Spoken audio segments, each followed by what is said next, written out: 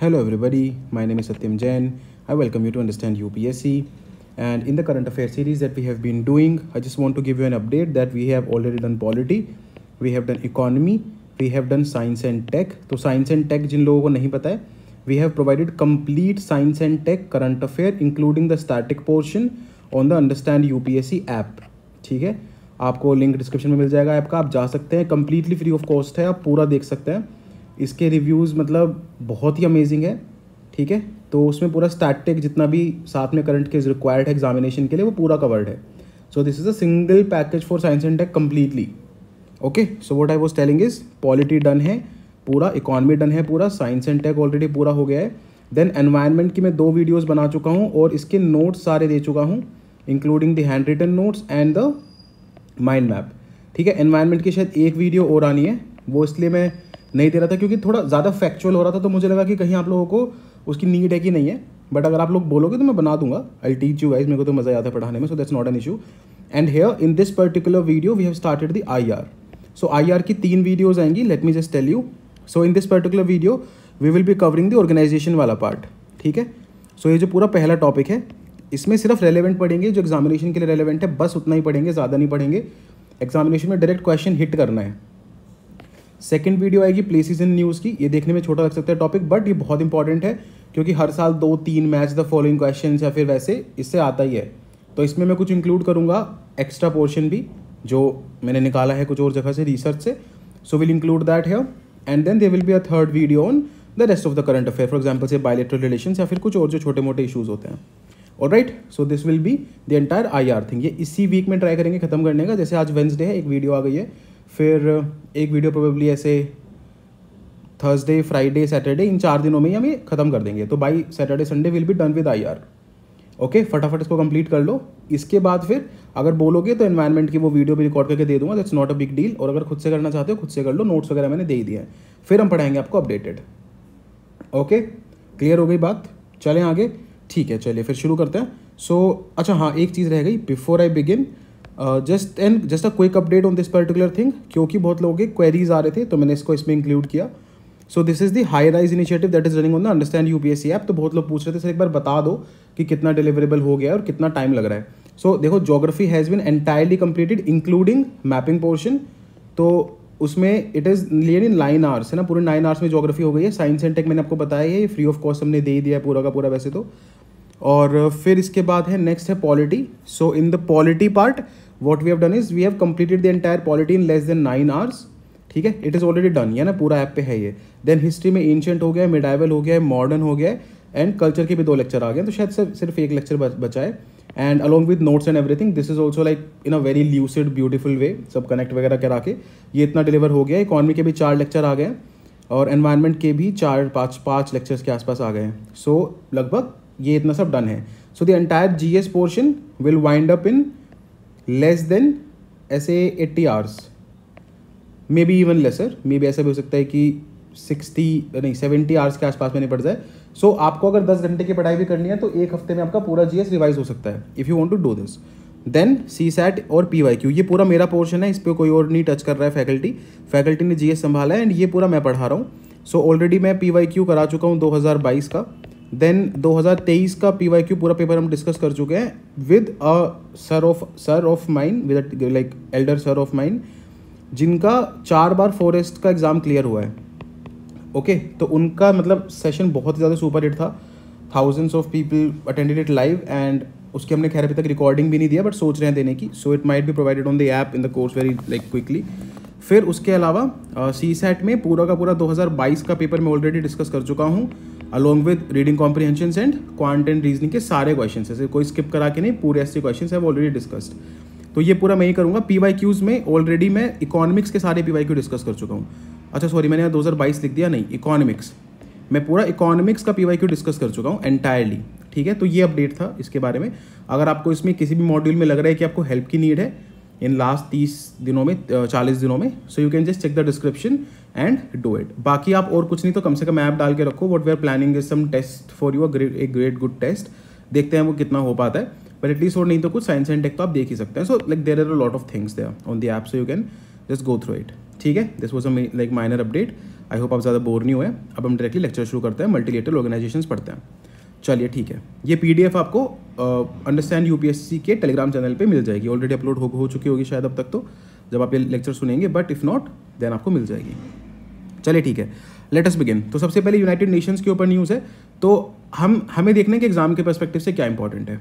Okay, कहाँ से MCQ बनेगा मैं वो पॉइंट करता जाऊँगा, वही मैंने मार्क कर रखा है ताकि आपको लिमिटेड पढ़ना पड़े। सबसे पहले क्या है, it is a flagship reports, कि भाई यूनाइटेड नेशंस की कौन कौन सी फ्लैगशिप रिपोर्ट आती हैं और उनकी बॉडीज़ की। तो जैसे UNEP is a body under UN, तो वो क्या निकालता है, ग्लोबल एनवायरनमेंट आउटलुक। फिर ऐसे UNDP is a body with in UN, क्या निकालता है, ह्यूमन डेवलपमेंट रिपोर्ट। फिर UN हैबिटेट क्या निकालता है, वर्ल्ड सिटीज़ रिपोर्ट। अभी देखो याद करना बहुत आसान है ना, D से डेवलपमेंट, E से एनवायरनमेंट, फिर हैबिटेट है तो किसी सिटी में रह रहे होंगे, किसी सिटी के अंदर हैबिटेट है, पॉपुलेशन से world population. Okay, very simple, very direct, कोई ज़्यादा इसमें टेक्निकलिटी नहीं है। ठीक है, मेंबर्स कितने हैं UN में, 193 मेंबर स्टेट्स है, इंडिया ऑब्वियसली फाउंडिंग मेंबर्स में से है UN के। What are the principal organs, general assembly में सबको पता है, इसमें सारे लोग बैठते हैं। सिक्योरिटी काउंसिल में परमानेंट मेंबर होते हैं और टेम्परेरी मेंबर होते हैं, बताइए अभी कितने कितने होते हैं, उसमें लिखिए कॉमेंट्स में। Then we have the international court of justice, ICJ जिसको बोलते हैं, ये बहुत ज़्यादा न्यूज़ में था, खासकर रशिया यूक्रेन वॉर के बाद, इसराइल गाजा वॉर के बाद, heavily in news this has been. फिर तो नेक्स्ट है फिर secretariat, trusteeship council, economic and social council. ये इंपॉर्टेंट नहीं है, इकोसोक वगैरह, दिस आर नॉट इंपॉर्टेंट। इसमें से एक अगर कोई पर्टिकुलर पोर्शन इंपॉर्टेंट है इस साल तो वो है इंटरनेशनल कोर्ट ऑफ जस्टिस, इतना ही है। इसके अलावा आपको और कोई प्रिंसिपल ऑर्गन पढ़ने की जरूरत नहीं पड़ेगी। ठीक है, चलिए will move ahead on this. तो इंटरनेशनल कोर्ट ऑफ जस्टिस के बारे में एक दो लाइंस देख लेते हैं जो इंपॉर्टेंट है। जैसे सबसे पहले एक चीज़ क्या इंपॉर्टेंट है, इसका जो हेडक्वार्टर है, इट इज़ हेडक्वार्टर्ड एट, मतलब सिचुएटेड हेडक्वार्टर्ड एट इन हेग नीदरलैंड्स। ठीक है, तो this is one thing that you can know about it.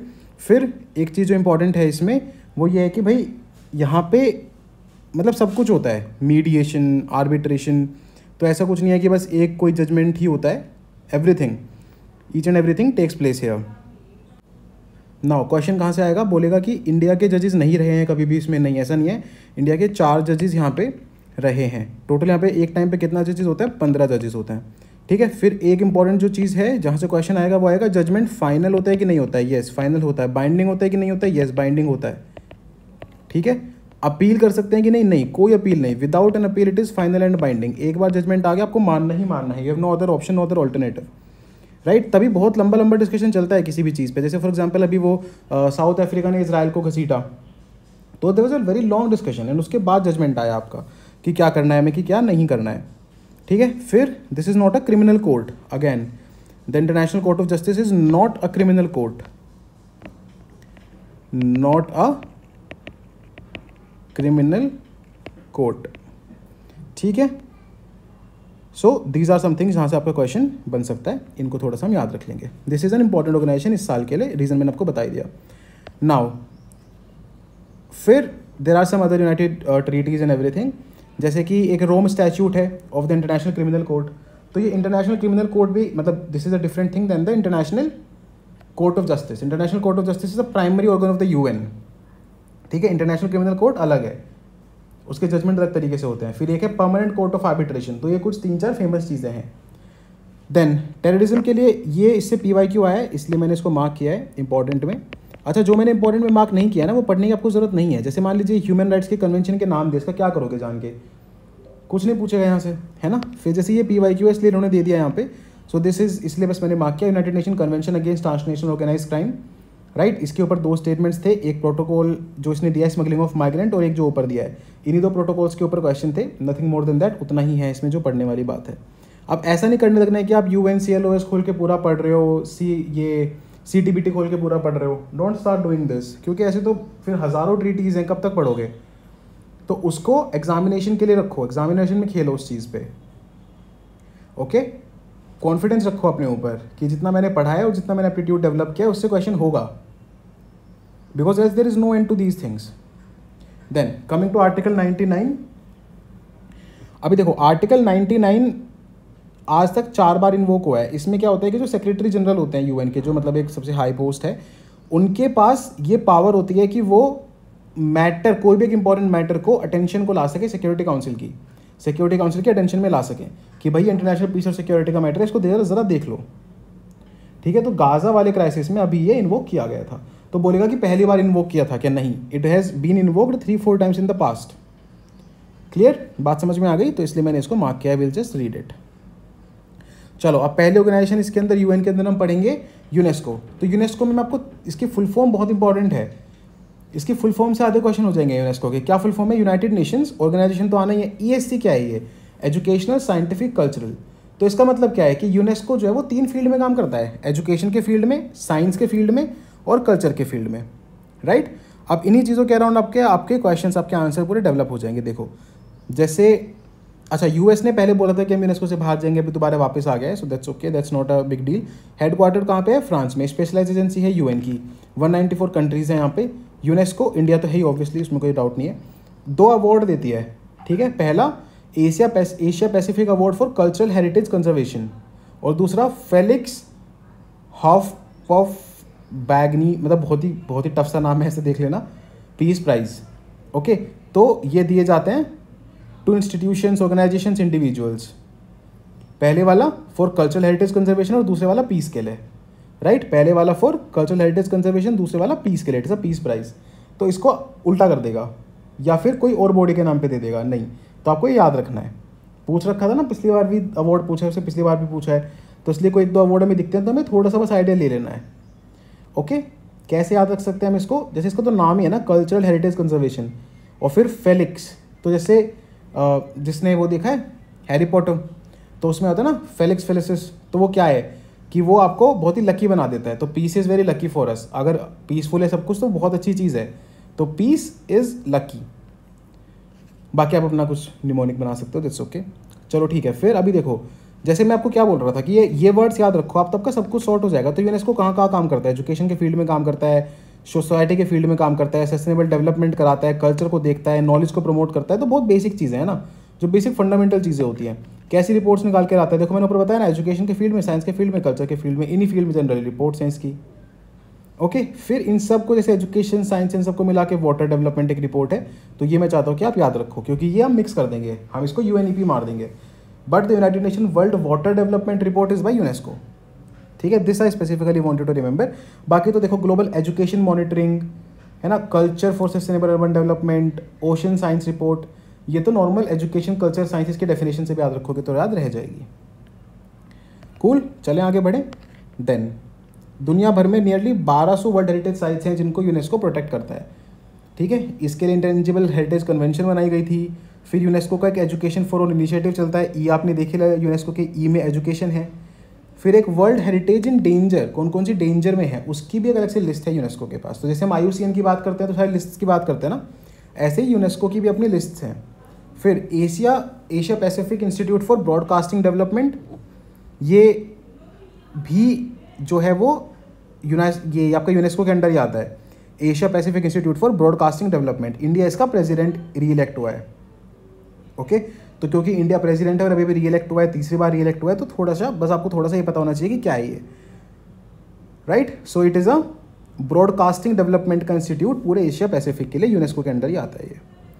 Then let's move to the next one, UNHRC। अभी देखो, UNHRC से रशिया को बाहर निकाल दिया गया है क्योंकि रशिया ने यूक्रेन को कैप्चर मतलब किया, इन्वेड किया, और this is completely against human rights, मतलब बहुत ह्यूमन राइट्स वायलेशन हो रहे हैं वहाँ पे। तो अभी के लिए रशिया को बाहर निकाल दिया गया है। UNHRC का हेडक्वार्टर कहाँ पे है? जिनेवा में। कौन से साल में बनी थी? 2006 में। मेंबर्स कितने हैं? 47। इंडिया भी ऑब्वियसली मेंबर है। तो देखो इसमें बहुत कम मेंबर्स हैं, 47 ही हैं। बहुत बड़ा नंबर दे देगा, 100 बोल देगा, मोर देन 100 मेंबर्स। तो ये बहुत छोटी सी चीज़ याद रखनी है। फिर UN, मतलब यहाँ पे आने के लिए, to be elected to the UNHRC we need at least 97 members of the UNGA to vote in your favour, तब जाके आते हो आप। तो इंडिया तो है, तो सोचो इंडिया का तो मतलब बढ़िया डंका है इस चीज़ में। देन 3 साल के लिए यहाँ पे सर्व करते हैं, और इमीडिएट री इलेक्शन नहीं हो सकता 2 टर्म्स के बाद, यानी कि 3 साल की एक टर्म आई, फिर 3 साल की एक टर्म आई, फिर आप दोबारा इमीडिएटली री इलेक्ट नहीं होगे, आपको एक टर्म बीच में छोड़नी पड़ेगी, देन आप आगे बढ़ सकते हो, then you can come to the next term, okay. फिर फैक्ट फाइंडिंग मिशंस। अच्छा, एक चीज़ याद रखेंगे इसमें जो स्पेसिफिकली है, जो स्पेसिफिक इसकी टर्म है, which is institution building package.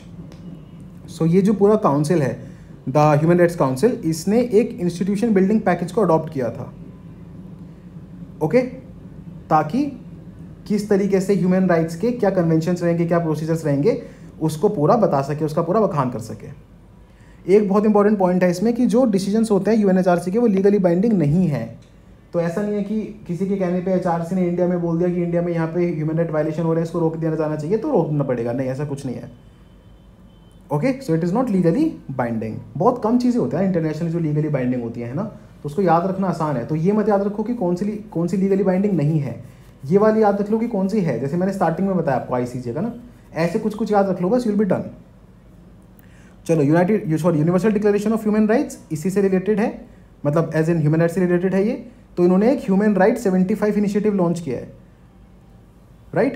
तो क्योंकि इसके 75 ईयर्स हो गए हैं यूएनडीएचआर के, इसके बारे में बहुत ज़्यादा आपको कुछ जानना होता है मैं बताऊंगा भी, बट अभी के लिए याद रखो कि अगर पूछ ले ह्यूमन राइट 75 इनिशिएटिव तो उसमें ऑप्शन क्या देगा, एनएचआरसी दे देगा इंडिया वाला, या फिर ये ऊपर वाला दे देगा जो हम अभी पढ़ा हमने, है ना, या फिर office of high commissioner of human right they देगा।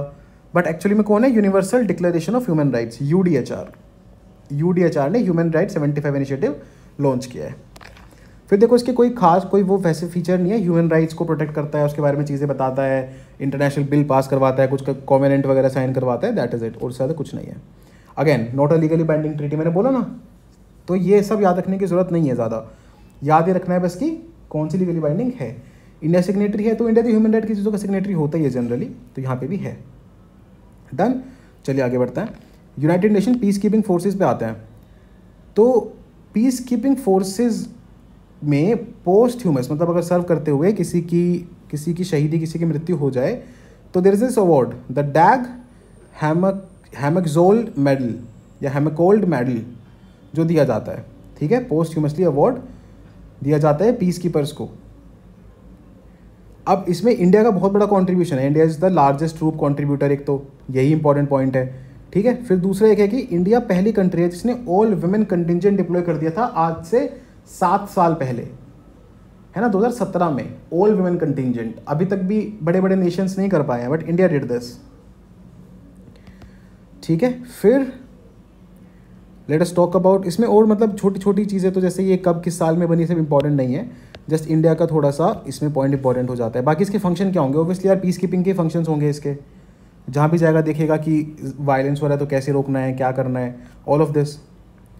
चलो आगे बढ़ते हैं फिर, let's come to the next topic, united nation economic and social commission for Asia and Pacific. नाम सबसे पहले समझो ध्यान से, स्पेसिफिकली एशिया और पैसिफिक में इकोनॉमिक और सोशल डायमेंशंस में काम करेगा, उसका कमीशन है ये यूएन का। आगे बात समझ, चलिए अब देखते हैं। तो सबसे पहले इसकी एक रिपोर्ट आई है, वो रिपोर्ट का नाम क्या है, bridging the gap in Asia and Pacific on sustainable finance. देखो समझो, एशिया पैसिफिक में फिनेंस को, सस्टेनेबल फाइनेंस कैसे बिल्ड किया जाए। डन, तो ये किसकी है, यूएन एस्कैप की रिपोर्ट है। क्लियर हो गई बात। चलिए हेडक्वार्टर कहाँ है इसका, बैंकॉक में। One of the 5 regional commission of UN, UN के अलग अलग रीजनल कमीशन हैं, उसमें से एक ये है। कौन कौन से रीजनल कमीशन, एक तो यही हो गया आपका यूएन ESCAP, फिर और कौन सा हो गया, economic commission for Africa, economic commission for Latin America, फिर economic commission for Asia Pacific हो गया, ऐसे इकोनॉमिक कमीशन फॉर यूरोप है, और economic commission for western Asia है। तो क्या हो गया, सबसे पहले इधर से चलो, सबसे कौन से इधर से आते हैं, कैरेबियन लैटिन अमेरिका, फिर इधर आए थोड़ा सा तो अफ्रीका, फिर अफ्रीका के ऊपर गए तो यूरोप, और फिर इधर आए तो वेस्ट एशिया, और इधर बिल्कुल इधर आ गए तो एशिया पैसिफिक। समझ आ गया, क्लियर। तो ऐसे करके 5 रीजनल कमीशंस हैं यूएन के, 53 मेंबर्स हैं इसमें। तो ऐसे क्वेश्चंस में ये याद रखना है कि ये कोई बहुत बड़ी ऑर्गेनाइजेशंस नहीं है, या फिर बहुत टफ नहीं है इनको ज्वाइन, मतलब इनको ज्वाइन करना है तो टफ है, या तो ये बहुत बड़ी नहीं है। तो जैसे UNHRC हो गई, या फिर UNSCAP हो गई, तो इनमें क्या बोलेगा कि all members of UN are part of these, ऐसा नहीं है ना, सबको ज़रूरत नहीं है इन चीज़ों की। तो जिनको ज़रूरत है कंट्रीब्यूट करना है कुछ, या फिर जिनको कुछ फ़ायदा उठाना है इन चीज़ों से, वही मेंबर बनते हैं ऐसी चीज़ों के, राइट। तो एशिया पैसिफिक में disaster report, sustainable development goal कितने कैसे चल रहे हैं उसकी रिपोर्ट, ये सब UNESCAP देता है। चलिए आगे बढ़ते हैं, let's come to the next topic, united nation commission on international trade law, UN-CITRAL। अच्छा, मुझे लग रहा है कुछ टाइम से कि इस पर क्वेश्चन आना चाहिए, आ नहीं रहा है, सो that is another thing, but कभी भी आ सकता है। इस साल तो और पॉइंट बन जाता है, क्योंकि इसका साउथ एशिया का सबसे पहला सेशन हुआ था, कॉन्फ्रेंस हुई थी, उसको इंडिया ने ही होस्ट किया है, राइट। तो इसमें अगेन 70 लोग हैं, और 6 साल के लिए आपको चुना जाता है। इंडिया 2022 में चुना गया था, 2028 तक रहेगा। अच्छा, ये भी देखो, इसका इसका अगेन फुल फॉर्म देख लो, यूएन सिट्राल का, United nation commission on international trade law. International trade से डील करता है ये। अब द पॉइंट इज कि जैसे इंटरनेशनल ट्रेड की चीज़ें आती हैं हम WTO मारने लगते हैं। तो बस हमें थोड़ा सा यही याद रखना है कि यूएन सिट्रल WTO का पार्ट नहीं है, ये साथ में काम करता है, कर सकते हैं कुछ चीज़ों पे, लेकिन पार्ट नहीं है। तो डिफरेंस क्या है देखो, WTO डील करता है ट्रेड पॉलिसी इश्यूज़ के साथ, है ना, कि आपकी ट्रेडिंग में क्या पॉलिसीज़ हैं, आप किसी नेशन को गलत तरीके से फेवर तो नहीं कर रहे हैं, डिस्क्रिमिनेट तो नहीं कर रहे हैं, आप कोई ज़्यादा टैरिफ तो नहीं लगा रहे हैं, इन चीज़ों पे WTO डील करता है। यूएन सिट्रल किस चीज़ पे डील करता है, laws applicable to private parties in international transactions and not involve with the state to state issues, ठीक है। तो WTO तो जनरली गवर्नमेंट्स के साथ काम करता है, way the UN citral does not do that, it works with private parties, कि भाई आपकी इंटरनेशनल ट्रांजेक्शन क्या है, कैसे चल रही है, क्या इशूज़ आ रहे हैं, ऑल ऑफ दैट। नेक्स्ट है United nation capital development fund. Again ये इंपॉर्टेंट क्यों है, क्योंकि नीति आयोग और अटल इनोवेशन मिशन दोनों पे बहुत PYQs आए हैं। नीति आयोग पे तो बहुत आया, अटल इनोवेशन मिशन भी आया था, 2020 में आया था शायद। इन दोनों ने साथ में मिलके UNCDF के साथ एग्री टेक इनोवेशन पे काम किया है। ओके, तो ये याद रखना है आपको। इसके बाद एग्री टेक इनोवेशन का जो भी, अगर आपने ये याद रख लिया, मैं अभी बताता हूँ आपको, है ना, मतलब मैं कोई जादूगर नहीं हूँ, प्रेडिक्शन नहीं कर रहा हूँ, लेकिन PYQs के हिसाब से मैं आपको बताता हूँ कि अगर इस पर क्वेश्चन आया, एक लाइन में ये वाली चीज़ आएगी, अटल इनोवेशन, नीति आयोग और UNCDF ने एग्रीटेक पे काम, मतलब ऐसा आएगा, एक लाइन इसके अराउंड आएगी। दूसरी एग्रीटेक के बारे में आएगी, वो एग्रीटेक के बारे में जो लाइन आएगी ना वो सही होगी पेपर में, और जो गड़बड़ होगी वो इस पर्टिकुलर चीज़ में होगी कहीं ना कहीं, मिनिस्ट्री ऑफ एग्रीकल्चर बोल देगा, कुछ भी बोल देगा। तो ऐसे करके आपको याद रखना है। Okay, then next is the global crisis response group. तो यूनाइटेड नेशन का एक ग्लोबल क्राइसिस रिस्पॉन्स ग्रुप है कि भाई ग्लोबली जो भी क्राइसिस सिचुएशन है उनमें रिस्पॉन्स कौन जल्दी कर सकता है। तो इंडिया ने उसको ज्वाइन किया क्योंकि इंडिया तो चैंपियन है इन चीज़ों में, राइट। तो urgent critical global issues, be it about food security, energy, finance, कुछ भी हो सकता है वो, और जिसमें इंटरनेशनल कोऑपरेशन, इंटरनेशनल रिस्पॉन्स आपको चाहिए, ऐसे ग्लोबल ग्रुपिंग का इंडिया पार्ट बना है, अभी ज्वाइन किया इंडिया ने, ठीक है। इस पर क्वेश्चन आना मुश्किल है थोड़ा, but anyhow. Then UN statistical commission, मेरे को लग रहा था कि इस पर क्वेश्चन आ सकता है मीन्स में, बट आया नहीं। तो क्योंकि ये प्रपोज था कि इंडिया ज्वाइन करेगा और अब इसने कर लिया है 1 जनवरी 2024 को, तो ऐसा हो सकता है कि इस साल आ जाए मीन्स में ये UN स्टैटिस्टिकल कमीशन, और प्रीलिम्स में भी चांसेस तो बनते ही हैं। तो इंडिया को 4 साल के लिए यहाँ पे इलेक्ट किया गया है, ठीक है। 4 साल का ही टर्म होता है, न्यूयॉर्क में इसका हेडक्वार्टर है, 24 मेंबर कंट्रीज इसमें हैं। नाउ क्या है ये स्टैटिस्टिकल कमीशन, ये हाईएस्ट बॉडी है ग्लोबल स्टैटिस्टिकल सिस्टम की। जितना भी दुनिया में स्टैटिस्टिक्स चल रहा है, स्टैटिस्टिकल सिस्टम चल रहा है, उसकी सबसे हाईएस्ट बॉडी है ये। तो स्टैंडर्ड सेट करेगी, चीज़ें बताएगी, चीफ जितने भी, जैसे हमारे इंडिया में भी चीफ स्टैटिस्टिशियन है ना, तो उन ऐसे ऐसे सब लोगों के साथ डीलिंग्स करती है, बातचीत करती है, कैसे हम अपने स्टैटिस्टिक्स को बेटर कर सकते हैं, उसके गैदरिंग को बेटर कर सकते हैं, उसके प्रोसेसिंग को बेटर कर सकते हैं, and all of that. Next है आपका UNCTAD, United nation conference on trade and development, बहुत फेमस है, इसकी रिपोर्ट्स बहुत फेमस है। क्या चीज़ है ये, ट्रेड और डेवलपमेंट। तो सबसे पहली रिपोर्ट कौन सी निकालेगा, ट्रेड एंड डेवलपमेंट। अब बिना ट्रेड के और बिना डेवलपमेंट के इन्वेस्टमेंट, मतलब बिना इन्वेस्टमेंट के ना ट्रेड हो सकता है ना डेवलपमेंट हो सकती। तो इन्वेस्टमेंट रिपोर्ट, कहाँ चाहेंगे हम डेवलप हो, जो डेवलप्ड कम है वहाँ डेवलप्ड हो, डेवलपमेंट हो तो लीज डेवलप्ड कंट्रीज़, ठीक है। ऐसे इसकी डिजिटल इकोनॉमी की रिपोर्ट भी आती है और टेक्नोलॉजी एंड इनोवेशन की रिपोर्ट भी आती है। तो ये बहुत वेरिंग फील्ड्स में करता है, क्योंकि trade and development are linked to a lot of things. तो इसकी 2-3 ये रिपोर्ट आपको याद रखनी पड़ेंगी। नाउ ये जो UNCTAD है, अगेन जिनेवा में है, 1964 में बना था, नॉट इम्पॉर्टेंट। ये डेवलपिंग कंट्रीज़ को, लीज डेवलप कंट्रीज़ को हेल्प करता है, राइट, ताकि थोड़ा बेहतर तरीके से डेवलप हो सके। 195 मेंबर्स है, इंडिया ऑब्वियसली इसका पार्ट है ही है। देन FAO की बात करते हैं। FAO UPSC का एक टाइम तक फेवरेट हुआ करता था, 1-2 साल पहले तक, अब पता नहीं रहेगा नहीं रहेगा। तो FAO की क्या रिपोर्ट्स हैं, तो देखो FAO जनरली जिन चीज़ों के अराउंड काम करता है ना, generally they are mostly about food security, agriculture में इनोवेशन कैसे करना है, क्या करना है, राइट। तो सबसे फेमस तो वही है इसका फूड आउटलुक, 2 साल में निकालता है, बहुत बढ़िया चीज़ है। कितना प्रोडक्शन हो रहा है दुनिया भर में, कितना ट्रेड हो रहा है, उस यूटिलाइज कितना हो रहा है, वेस्ट कितना हो रहा है, ऑल ऑफ दैट। फिर रोम में इसका हेडक्वार्टर है, 194 मेंबर्स हैं।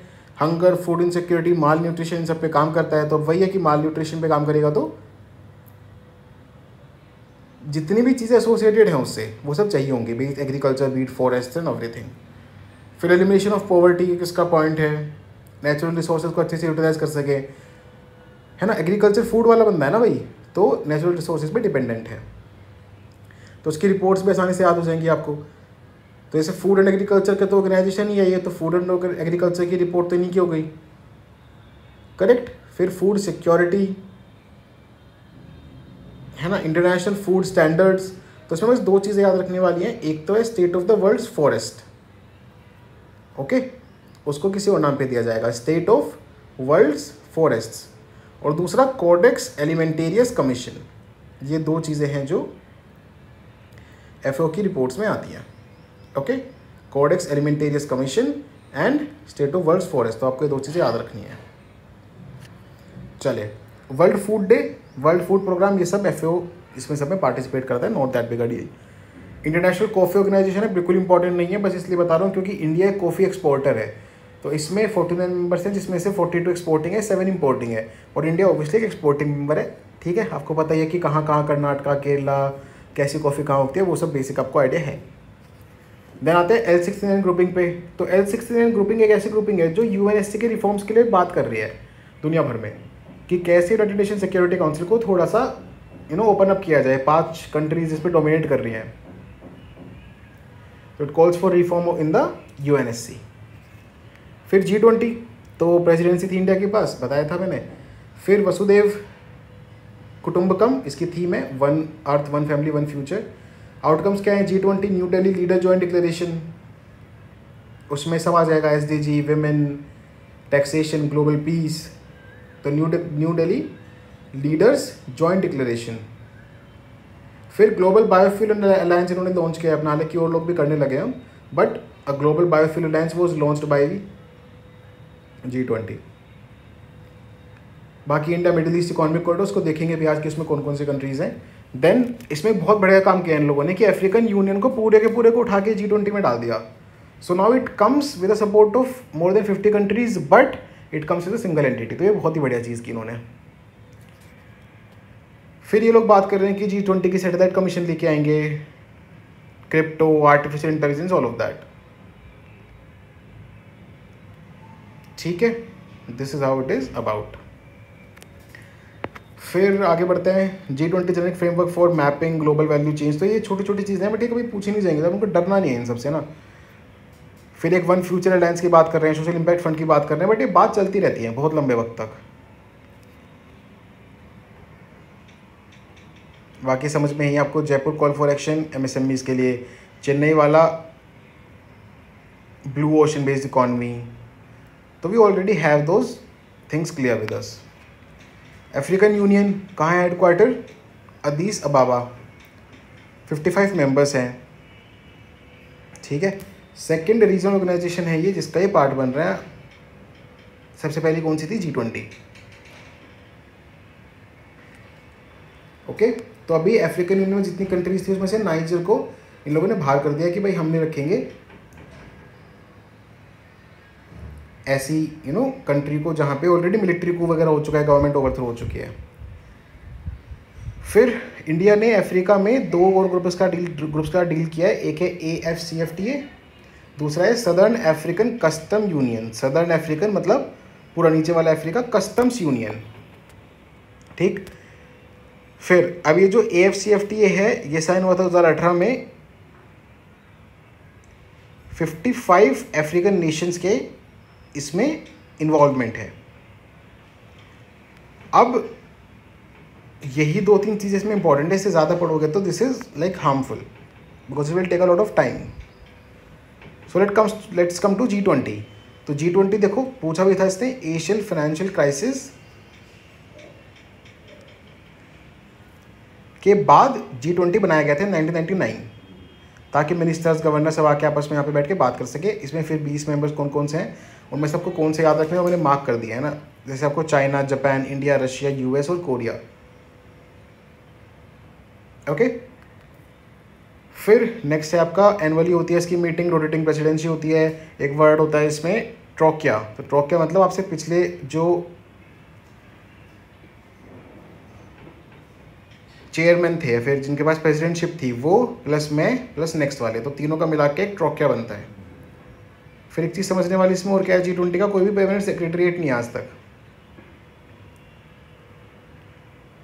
ओके, आगे बढ़ते हैं।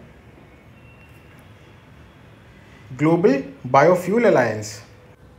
अभी देखो, जब हम G20 पढ़ रहे थे तो यहाँ पे भी हमने क्या पढ़ा था, द ग्लोबल, ये रहा ग्लोबल बायोफ्यूल अलायंस, ठीक है। तो इसको दोबारा देखना है। ग्लोबल बायोफ्यूल अलायंस इंडिया ने लॉन्च किया ऑब्वियसली बहुत सारे और लीडर्स के साथ मिलके। अब नाम से पता चल रहा है ना, ग्लोबली बायोफ्यूल को प्रमोट करने के लिए अलायंस है। इंडिया में ऑलरेडी इंडिया में ऑलरेडी बायोफ्यूल के बहुत सारी चीज़ें चल रही हैं। फॉर एग्जांपल जीवन इनिशिएटिव है ना, जैव ईंधन वैज्ञानिक फलाना ढिमाका, सतत इनिशिएटिव है। गोवर्धन तो बहुत पहले आया था, इस साल रिवैम्प किया था उसको बजट में, है ना। तो पिछले साल भी किया, इस साल भी किया, उसको अलग से फंडिंग दी है। तो उसका मतलब बायोफ्यूल पे अच्छा खासा काम हो रहा है। देन ऑब्वियसली भाई, अगर बायोफ्यूल ज़्यादा बढ़ेगा तो हमारी ऑयल डिपेंडेंसी कम होगी, हमारे टारगेट्स इथेनॉल ब्लेंडिंग वगैरह के ज़्यादा तेज़ी से फुलफिल होंगे। तो जैसे इंडिया अभी 80% अपना क्रूड ऑयल इंपोर्ट करता है और हम 20% एथेनॉल ब्लेंडिंग करना चाहते हैं। इंडिया इज़ वे अहेड, मतलब जो पहला टारगेट दिया था इंडिया ने 10% का, उसको पहले अचीव कर लिया था। तो फिर ये जो 20% का जो टारगेट है वो थोड़ा आगे हो गया, मतलब आगे बढ़ा दिया गया, उसको एडवांस कर दिया गया। ओके, तो अभी GBA के कौन मेंबर्स हैं? देखो, इसमें 7 G20 की कंट्रीज़ हैं ऑब्वियसली इंक्लूडिंग इंडिया।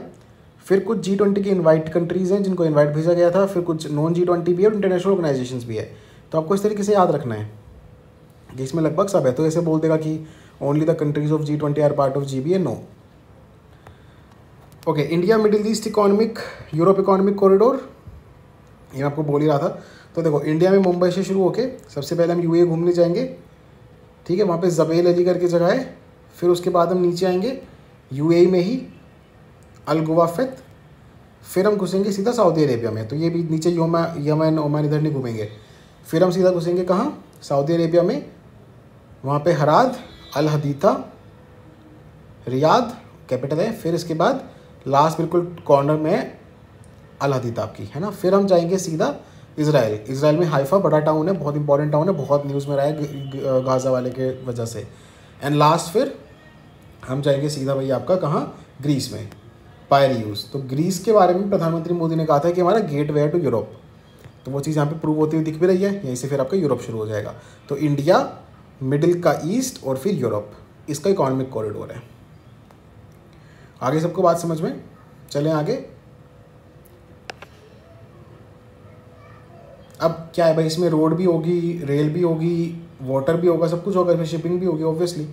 तो मल्टी मॉडल है ये, इकोनॉमिक कॉरिडोर है ना, मल्टी मॉडल है। अच्छा, ये ना एक G7 का एक इनिशिएटिव है, PGI2 या फिर PGII, partnership for global infrastructure and investment.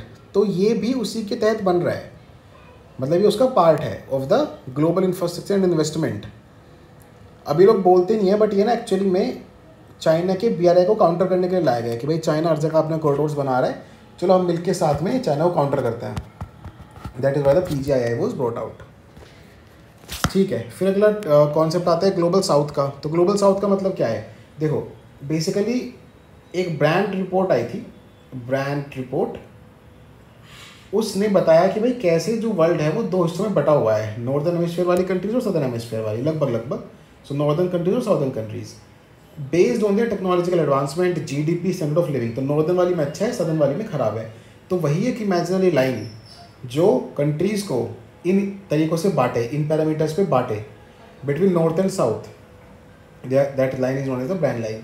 तो याद रखिएगा कि इक्वेटर वगैरह बोल देगा, है ना, नहीं, ब्रांड लाइन अलग है, थोड़ी ऊपर नीचे इधर उधर जाती है, राइट। तो जैसे पूरा अफ्रीका ब्रांड लाइन के नीचे आ रहा है, फिर ऑस्ट्रेलिया लेकिन ब्रांड लाइन के ऊपर जा रहा है। तो ये बात आपको याद रखनी है कि किस तरीके से इसका फ्लो है। इंडिया भी ऑब्वियसली ब्रांड लाइन के नीचे आ रहा है, even to the point that China is also under the like southern hemisphere वाला पॉइंट, सदर्न कंट्रीज़ वाला पॉइंट, ग्लोबल साउथ, ठीक है। और कौन से इनिशिएटिव्स हैं G20 की? G20 एम्पावर है, तो किसको एम्पावर करना है? वुमेन को। एक मिलेट्स के लिए महर्षि स्कीम है, millets and other ancient grains international research initiative, right.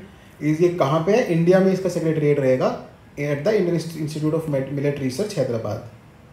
Okay, तो ये बहुत ही बढ़िया चीज़ है, महर्षि, millets and other ancient grains, कि भाई और भी हमारे एंशिएंट ग्रेन देखो कौन कौन से काम आ रहे थे मिलेट्स के अलावा। फिर बिजनेस 20 है ना, तो ये भी G20 की साइड लाइन्स पे हुई थी। इस बार इसका क्या एम था? RAISE, responsible, accelerated, innovative, sustainable, equitable business. ये रेज जैसी चीज़ें मीन्स में बहुत काम आते हैं लिखने के लिए। Then the global initiative on digital health, WHO और G20 ने मिलकर ग्लोबल इनिशिएटिव लिया है ऑन डिजिटल हेल्थ, कैसे डिजिटल हेल्थ को प्रमोट किया जाए, हेल्थ को कैसे प्रायोरिटी दी जाए। ठीक है, तो याद रखना है WHO and G20 India. Okay, global initiative on digital health. फिर एक है आपका framework for health, social and economic vulnerabilities and risk from pandemics.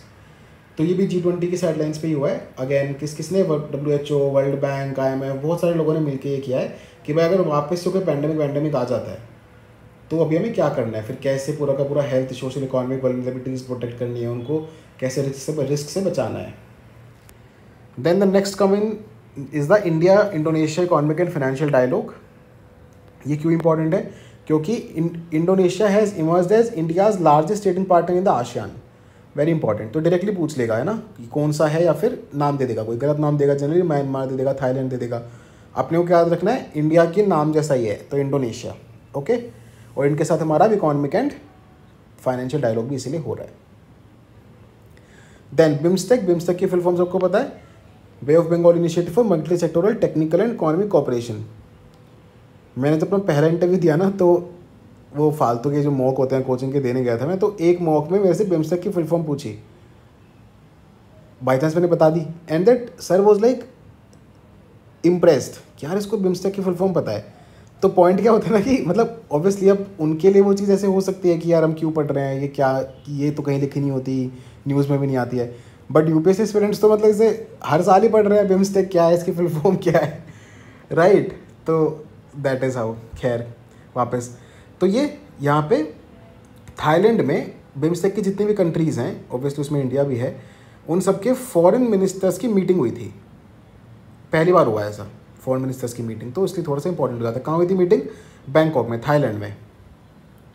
Now 1997 में बनी है, बैंकॉक डिक्लेरेशन ही हुआ था, तो जिस डिक्लेरेशन से बनी है वहीं था ये फॉरेन मिनिस्टर्स की मीटिंग।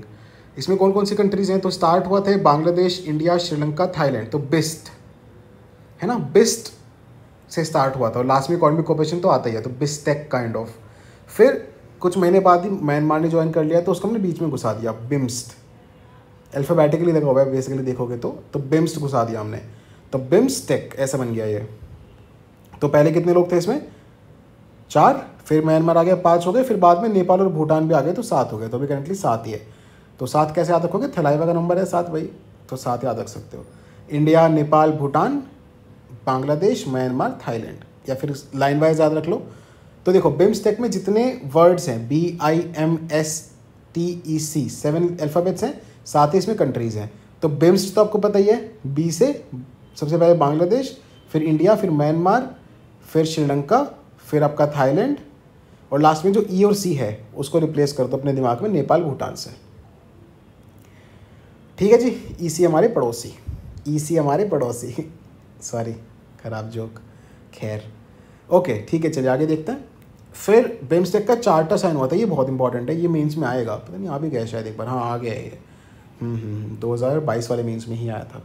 तो बिम्स्टेक का चार्टर साइन हुआ था 5th बिम्स्टेक समिट 2022 में, जिसमें इस पूरी जो ग्रुपिंग है इसको एक पूरा ऑर्गेनाइजेशन बनाया गया, प्रॉपर इसको चार्टर दिया गया इसका। तो उस चार्टर में बहुत सारे चीज़ें थी, फील्ड्स थे, अलग अलग 7 फील्ड्स थे, उसमें से इंडिया ने सिक्योरिटी का पिलर हैंडल किया था। तो इंडिया को इसलिए नेट सिक्योरिटी प्रोवाइडर बोला जाता है पूरे बिम्स्टेक के रीजन का, या फिर कह लो एशिया पैसिफिक का, इंडियन ओशन का। चले आसियान, तो आसियान की समिट हुई थी जकार्ता में, तो भारत के प्रधानमंत्री उसमें गए थे, तो इसीलिए न्यूज़ में है।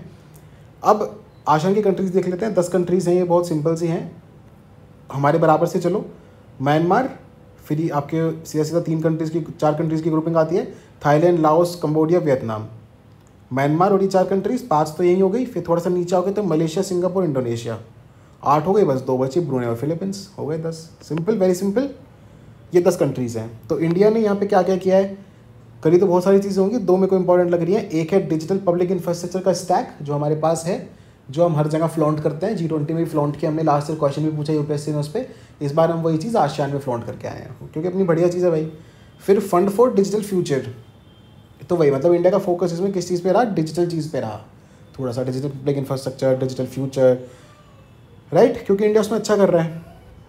नाउ आशियान, आशियान भी अगेन बैंकॉक डिक्लेरेशन, बिम्स्टेक भी बैंकॉक डिक्लेरेशन। सेक्रेटरीट लेकिन इसका कहाँ है? इंडोनेशिया में, जकार्ता में। मेंबर्स मैंने आपको गिनवाई दिए। डायलॉग पार्टनर्स तो बहुत होते हैं, डायलॉग पार्टनर्स की तो क्या ही बात है, इंडिया, चाइना, फलाना ढिमाका सब है, यूएस भी होंगे इसमें।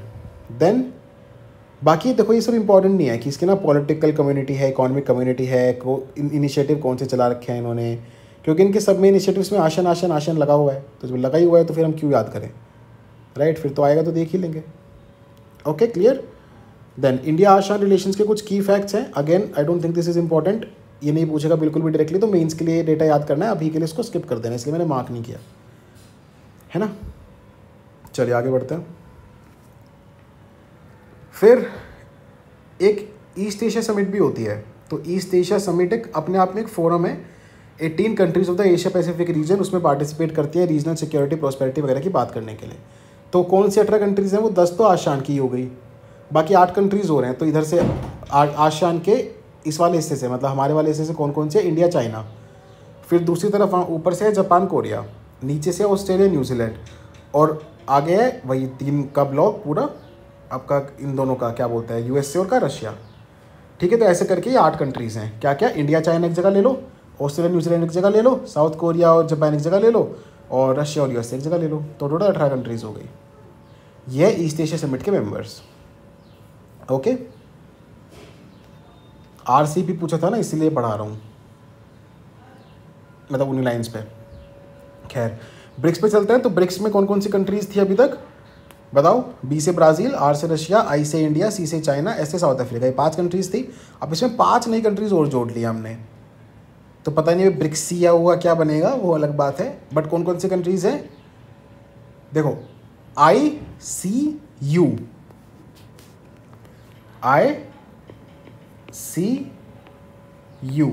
ये कंट्रीज़ हैं।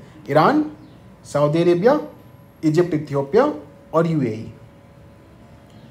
बात समझ में आ गई? सो बीच वाले एरिया से ईरान, सऊदी अरेबिया, यूएई है, और इधर आपके अफ्रीका वाले रीजन से इथियोपिया और इजिप्ट है। तो ICU, ये 5 नए मेंबर्स हैं इसके, और बाकी 5 जो अभी मतलब आपको पता है, तो 10 हो गया अभी नंबर। कूल, समझ में आ गया? तो सबसे पहले स्टार्टिंग में तो ब्रिक ही था, फिर बाद में साउथ अफ्रीका आया 4 साल बाद, मतलब 2010 में, तो ब्रिक्स बना, और अब ब्रिक्स से फिर आगे बढ़ा ये, और कंट्रीज इसमें बढ़ गई। सेक्रेटरीट अभी भी नहीं है इसका, अभी भी कोई सेक्रेटरीट नहीं है इसका, बन जाएगा जल्दी, अब तो एक्सपैंड हो गया है। खैर, तो ब्रिक्स के इनिशिएटिव्स कौन कौन से हैं? तो जैसे एक तो बहुत फेमस है न्यू डेवलपमेंट बैंक, बाकी कंटिजेंसी रिजर्व अरेंजमेंट। तो ये वर्ड याद रखना है आपको, जनरली पूछ लेते हैं ना डायरेक्टली देखे कि this is associated with which. तो contingent reserve arrangement is associated with BRICS. New development bank is an initiative of BRICS. New development bank देख लेते हैं, इंपॉर्टेंट है। तो हमारी जो गिफ्ट सिटी है गुजरात वाली, वहीं पे उसका वो है ऑफिस है, रीजनल ऑफिस है इंडिया में। फिर वही मतलब resources for infrastructure, sustainable development, वही वाली चीज़ें हैं। मेंबर्स न्यू डेवलपमेंट बैंक के मेंबर्स कौन कौन से हैं? तो ब्रिक्स, और उसके अलावा यूएई है, इजिप्ट है। तो यूएई और इजिप्ट ने तो ज्वाइन ही कर लिया हमें अभी, तो अभी तो वो भी ब्रिक्स के मेंबर बन गए। उनके अलावा बांग्लादेश भी है जो मेंबर है न्यू डेवलपमेंट बैंक का, लेकिन ऊपर ब्रिक्स का नहीं है, याद रखना। हेडक्वार्टर शंघाई, चाइना में, न्यू डेवलपमेंट बैंक का। फिर इंडिया सेकंड लार्जेस्ट रिसिपिएंट है इसके फाइनेंशियल सपोर्ट का आफ्टर चाइना। ओके, तो फाइनेंशियल सपोर्ट देता है न्यू डेवलपमेंट बैंक, सबसे ज़्यादा चाइना लेता है इन सारी कंट्रीज़ में से, और अगले नंबर पे लेता है इंडिया। फिर एक आपकी फ्रेंड्स ऑफ ब्रिक्स करके मीटिंग होती है, तो उसमें जो जो आते थे उनमें से 4 ने तो ज्वाइन कर लिया, उन मतलब ये Iran, UAE, Saudi Arabia, Egypt ने तो ज्वाइन ही कर लिया है। उसके अलावा 3-4 कंट्रीज़ और बचे, ये भी आई जाएंगी फिर आने वाले टाइम पे, जैसे बेलारूस, बुरुंडी, कजाकिस्तान, क्यूबा, ये 4 कंट्रीज़ और बचे। मुझे लगता है ये इसको भी मिला ही लेंगे एक दिन, अखंड भारत ऐसे बनेगा। Okay, objective of friends of BRICS तो आपको पता ही है कि भाई ब्रिक्स की जितनी भी चीज़ें हैं वो और ज़्यादा फैले और ज़्यादा उनको इकट्ठा करा जाए, तो ऐसी चीज़ें याद रखने की ज़रूरत नहीं होती है। शंघाई कोऑपरेशन ऑर्गेनाइजेशन, तो ये भी इंपॉर्टेंट है इस साल के लिए। जैसे लास्ट से G20 पूछ लिया, क्योंकि G20 की प्रेसिडेंटशिप थी, अब इंडिया के पास इसकी भी चेयरमैनशिप है SCO समिट की। ये वर्चुअली हुआ है, ठीक है। SCO के मेंबर्स देख लेते हैं कौन कौन से हैं, मतलब देख लेते हैं इसके बारे में। सबसे पहले समरकंद समिट में इंडिया को मिली थी, इंडिया और पाकिस्तान दोनों को समरकंद समिट हुआ था 2022 में, वहाँ पे मेंबरशिप मिली थी। और अभी इंडिया है और अगला है कजाकिस्तान, ठीक है, अगला है कजाकिस्तान। अभी इसका थीम क्या था, टुवर्ड्स अ सिक्योर एससीओ। ये सिक्योर की जो फुल फॉर्म है ये हमारे मोदी जी ने दी थी, मोदी जी एक्सपर्ट हैं इस मामले में तो खैर। फिर नेक्स्ट आता है न्यू दिल्ली डिक्लेरेशन हुई है यहाँ पे, to counter like terrorist activity, separatist activity. India ने बहुत सारे पिलर दिए हैं, तो वो पिलर नहीं पूछेगा, और मेंस के लिए इंपॉर्टेंट है वो वैसे भी, लेकिन मतलब ये नहीं पूछेगा कि इंडिया ने इनमें से कौन सा दिया कौन सा नहीं, आई don't think so at least, but at least आपको पता होना चाहिए कि कौन सी चीज़ें इंडिया के लिए इंपॉर्टेंट है। तो स्टार्टअप, क्योंकि इंडिया में बहुत स्टार्टअप बड़ा कल्चर है, शायद 3rd लार्जेस्ट। फिर ट्रेडिशनल मेडिसिन, तो हम तो कितना ज़्यादा इसको प्रमोट कर रहे हैं। फिर अगला है यूथ एम्पावरमेंट, तो यूथ तो इंपॉर्टेंट है। डिजिटल इंक्लूजन तो इंडिया का एक ब्रांड है अपना पूरा। एंड बुद्धिस्ट हेरिटेज, क्योंकि इन कंट्रीज़ में बहुत सारी कंट्रीज़ ऐसी है जो एक बुद्धिज़्म को फॉलो करने वाले लोग हैं यहाँ पे। ठीक है, समझ में आ गया।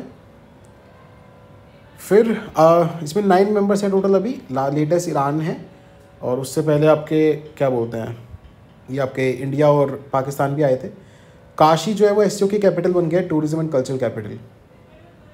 सबसे पहले एससीओ बना 2001 में, और उस टाइम पे शायद Russia, China, Kyrgyz Republic, Kazakhstan, Tajikistan, Uzbekistan ये लोग थे। फिर बाद में इसमें और ऐड हुए। तो फाइनल मेंबर के लिए इस टाइम पे नीचे देखो, Iran, India, China, Russia, Pakistan, Kazakhstan, Kyrgyzstan, Tajikistan, Uzbekistan.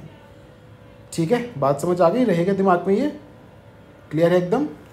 अच्छा, क्या करेंगे ना, एक काम करने का ट्राई करेंगे कि इनकी ना शॉर्ट फॉर्म्स वगैरह जो भी बन पाएंगी वो बना के, और मैं या तो आप बनाओगे या मैं, या तो आप कमेंट्स में डाल देना। कोई भी शॉर्ट फॉर्म आप बनाओगे किसी भी आईआर की चीज़ की, तो आप कमेंट्स में डाल देना, या फिर जिसके आपसे नहीं बनेगी मेरे को बता देना, उसकी हम बना लेंगे मिलके, वो मैं कमेंट्स में डालता रहूँगा या फिर चैनल पे डाल दूंगा। So that is how we can do this things.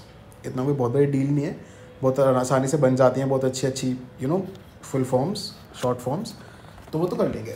चलो ठीक है, आगे देखते हैं। इंडिया पाकिस्तान वाली बात मैंने बताई थी आपको, फुल मेंबर्स ऑफ एससीओ हो गए हैं। अस्ताना समिट हुई थी 2017 में, उसमें ये फुल मेंबर्स हो गए थे। और अच्छा, यहाँ पे मैंने एक चीज़ शायद गलत पढ़ी, समरकंद समिट 2022 में इंडिया को चेयरमैनशिप मिली थी। शायद मैंने ये पढ़ दिया कि इंडिया को मेंबरशिप मिली थी, मेंबरशिप नहीं, चेयरमैनशिप 2022 में मिली थी समरकंद समिट में, और एंट्री मिली थी 2017 के अस्ताना समिट में, इंडिया और पाकिस्तान दोनों को। कूल, आगे बढ़ें। फिर देखो, इसमें ना 2 चीज़ें बहुत इंपॉर्टेंट हैं। इसकी जो सबसे टॉप की, जहाँ पे यूपीएससी ट्रैप कर सकता है, जो इसकी सबसे टॉप डिसीजन मेकिंग बॉडी है वो council of head of states है, council of head of government नहीं। 2 अलग अलग चीज़ें होती है ना, head of state, head of government. तो जैसे मान लो इंडिया में हेड ऑफ स्टेट मुझे ऐसा लगता है प्रेसिडेंट को माना जाएगा, और हेड ऑफ गवर्नमेंट तो प्राइम मिनिस्टर हो गए। तो जो सबसे टॉप डिसीजन मेकिंग बॉडी है ना, वो हेड ऑफ स्टेट्स की है, council of the head of states. तो ये याद रखना थोड़ा सा। फिर इसकी 2 परमानेंट बॉडीज़ हैं, एक सेक्रेटरीट है बीजिंग में, चाइना, सेक्रेटरीट इन बीजिंग, और दूसरा रैट्स। रैट्स बहुत फेमस है, रीजनल एंटी टेररिस्ट स्ट्रक्चर। तो इंडिया इसका मेंबर है रैट्स का, और ये वही है, anti terrorism, fights against terrorism, extremism, इस सब के लिए है ये। ऑफिशियल लैंग्वेजेस अभी 2 ही हैं यहाँ पे, तो ये भी जानना आपके लिए ज़रूरी है, रशियन और Chinese. Russian and Chinese are the official languages. तो यहाँ पे हिंदी बोल देगा, उर्दू बोल देगा, नहीं, ये सब नहीं, अभी 2 ही हैं यहाँ पे, रशियन एंड चाइनीज़। ठीक है, फिर एक आता है आपका एशियन डेवलपमेंट बैंक। तो एशियन डेवलपमेंट बैंक क्यों इंपॉर्टेंट है, क्योंकि उसने country partnership strategy for India, तो जो वर्ड है ये कंट्री पार्टनरशिप स्ट्रैटेजी, ये पूछेगा कि किससे एसोसिएटेड है। So this word specifically associated with the Asian development bank. Okay, and ये अब जो ये कंट्री लाइक पूरी जो पार्टनरशिप स्ट्रैटेजी है, ये अब किसके लिए आई है, फॉर इंडिया। ओके, 2023 से 2027 इंडिया की हेल्प होएगी सब चीज़ों में, अलग अलग पिलर्स पे। तो देख लो साइड में, मैंने बहुत छोटे में मार्क भी किया है, पॉवर्टी, इक्वालिटी ऑफ जेंडर है ना, क्लाइमेट चेंज, सस्टेनेबिलिटी, सिटीज़ को बेटर करना, रूरल डेवलपमेंट करना, गवर्नेंस, कोऑपरेशन। तो ये सब वैसी चीज़ है ना, बिल्कुल मतलब एकदम जिन पे काम होना ही चाहिए टाइप्स, बहुत बेसिक्स पे एकदम। कूल, चले आगे देखें, let's move ahead. So the next thing that we come to is, ये मैंने बताया था आपको, कंट्री पार्टनरशिप स्ट्रेटजी डायरेक्टली पूछ लेगा। ये एडीबी का प्राइमरी प्लेटफॉर्म है to design for designing operations to deliver development results at the country level. ठीक है, designing operations to deliver development results at the country level. Cost sharing कितनी है यहाँ पे, 70:30, मतलब एडीबी 70% उठाएगा और जो वो कंट्री है वो 30% कॉस्ट उठाएगी, जो भी चीज़ें इसके अंडर होंगी। It was establish in 1966 Manila में, जो एडीबी उसकी बात चल रही है, और 68 मेंबर्स हैं, एशिया से भी हैं, पैसिफिक से भी हैं, उसके बाहर से भी हैं, सो ऑल ऑफ दैट। ठीक है, फिर इंडिया फाउंडिंग मेंबर है, तो ये तो सिंपल से मैंने मार्क कर दिया है। देखो इसलिए बोलो ना, बहुत कम चीज़ें मार्क की है जो एकदम इंपॉर्टेंट है। यूएस और जापान सबसे ज़्यादा शेयर होल्डर है, और चाइना और इंडिया सबसे ज़्यादा पैसा उठाते हैं। ठीक है, US and Japan are the major share holders, but China and India are the major borrowers. तो चाइना भी बढ़िया बोरो करता है हर जगह से, एकदम धमाकेदार। नाउ एक चीज़ जो इंपॉर्टेंट है वो है कि भाई इंडिया और एडीबी साथ मिलकर कौन से प्रोजेक्ट्स कर रहे हैं। तो एक है विशाखापट्टनम चेन्नई इंडस्ट्रियल कॉरिडोर, नावा शेवा container terminal, Chennai metro rail, और फिर ये असम का बहुत लंबा नाम है लेकिन असम कनेक्टिविटी इंप्रूवमेंट प्रोजेक्ट। तो मैं कह रहा हूँ ना, लंबे लंबे नाम भी याद नहीं करना है, आइडेंटिफाई तो करना है पेपर में, बस असम कनेक्टिविटी प्रोजेक्ट इतना याद रखो, हो गया काम। तो विशाखापट्टनम से चेन्नई का एक इंडस्ट्रियल कॉरिडोर बना रहा है ये। फिर नावा शेवा में कंटेनर टर्मिनल, चेन्नई की मेट्रो रेल, और असम का कनेक्टिविटी इंप्रूवमेंट। तो इससे पहले जैसे वर्ल्ड बैंक के इंपॉर्टेंट होते थे कि वर्ल्ड बैंक हमारे यहाँ पे कौन सा काम कर रहा है, लेकिन now this is equally important कि भाई हम ये एडीबी वगैरह का भी पढ़ें, तो in case it starts going इधर उधर थोड़ा सा भी तो पता होना चाहिए। ये पता है ना सबको, ये नावा शेवा वाला टर्मिनल, ये वही आपका जेएनपीटी, तो पूछा भी था इस साल जेएनपीटी 2023 वाले पेपर में। देन की रिपोर्ट्स कौन कौन सी निकालता है, तो एशिया या एशियन आपको नाम दिख जाएगा सबसे पहले उसमें, क्योंकि एशियन डेवलपमेंट बैंक है। तो उसके अलावा मतलब डेवलपमेंट आउटलुक, इकोनॉमिक इंटीग्रेशन या ग्लोबल ट्रांजिशन, ऐसी जो रिपोर्ट्स हैं ये एडीबी निकालता है। आइडेंटिफाई करना और अपनी प्रोबेबिलिटी इंक्रीज करना, इसी का तो नाम है prelims. Indo Pacific economic framework for prosperity, IPEF, Indo Pacific economic framework for prosperity. तो इसका जो 3rd मीटिंग हुई है अभी सैन फ्रांसिस्को USA में हुई है। It was launched by USA और बहुत सारी पार्टनर कंट्रीज ने मिलकर 2022 में। अच्छा, इसकी एक दो इंटरेस्टिंग चीज़ें बताता हूँ जो जहाँ से क्वेश्चन आएगा। तो इसमें ना 4 पिलर हैं, trade, supply chain, economy clean होनी चाहिए और इकोनॉमी फेयर होनी चाहिए। ठीक है, clean economy, fair economy, supply chain और ट्रेड, ये 4 पिलर हैं। अब इसमें ना जो मेंबर कंट्रीज़ हैं उनके लिए ये वॉलंटरी छोड़ा गया है कि आप कौन सा पिलर ज्वाइन करना चाहते हो और कौन सा नहीं करना चाहते हो। तो जैसे इंडिया ने ना 3 ही पिलर ज्वाइन किए हैं, 2nd, 3rd, 4th, पहले वाला किया नहीं है, राइट। तो इस तरह से याद रखना है। तो ऐसे बोल देगा कि India joined all the pillars of the IPEF, नहीं भाई 3 ही किए हैं, पहला नहीं किया है ट्रेड वाला, क्योंकि इंडिया को ठीक नहीं लगता वो। इसमें वैसी बातें करते हैं कि टैरिफ कम करो, ये करो वो करो, इंडिया को अपनी डोमेस्टिक इंडस्ट्री को प्रोटेक्ट करना, हम क्यों करें। ठीक है, तो उस मामले में बढ़िया है। इसमें 14 कंट्रीज पार्ट हैं, तो USA, इंडिया, तो मतलब पाकिस्तान नहीं है इसमें, चाइना नहीं है, ऐसे याद कर लो। यही 2 पे खेलेगा तो फिर बाकी तो हो जाएगा। फिर USA जहाँ होते हैं तो वहाँ generally Japan, south Korea, New Zealand, Australia मिल ही जाते हैं, ये 4 कंट्रीज़। तो यहाँ पे भी वही केस है। फिर ऑल्टरनेटिव टू चाइना, वो मैं आपको बोल ही रहा था। देन IPF विल नॉट, अच्छा इसमें भी एक वो चीज़ है कि मतलब ये आपको बोलेगा नहीं कि आपको टैरिफ कम करने हैं, मार्केट एक्सेस का ज़्यादा चीज़ें नहीं बोलेगा नेगोशिएट करने के लिए। और ऊपर से आप वो वाला मतलब जब ज्वाइन भी नहीं कर रहे हैं ट्रेड वेड की चीज़ें तो ठीक है फिर मामला। तो इसमें बहुत सारी चीज़ें हैं, जैसे ट्रेड में लेबर लॉज वगैरह के बारे में बात करने लगता है, एनवायरनमेंट के बारे में बात करने लगता है।